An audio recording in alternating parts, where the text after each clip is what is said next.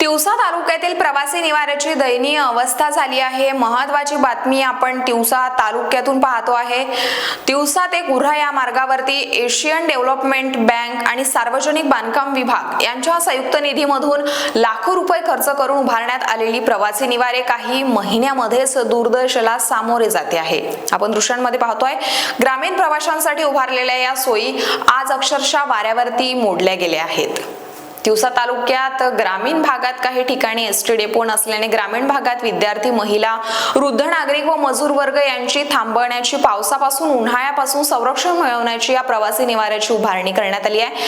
परंतु एकमेव सरकारी सोय म्हणून प्रशासनाने प्रवासी निवाऱ्याची निर्मिती केली। परंतु आता पाहता पाहता या प्रवासी निवाऱ्यातील दगडी बाके गायब झाली आहे, तर काही ठिकाणी बाके तुटून पडली आहेत, काही ठिकाणी तर लोखंडी रेलिंग सुद्धा उचलून नेली आहे। प्रवासी निवाऱ्यातील भिंतीवरती लिखाण केले आहे, तर काही ठिकाणी कचऱ्याचे ढीग, दुर्गंधी, छताची उडालेली रंगसफेदी आणि रात्री दारुड्यांचे अड्डे अशी विदारक स्थिती आपल्याला या प्रवासी निवाऱ्याची पाहायला मिळते।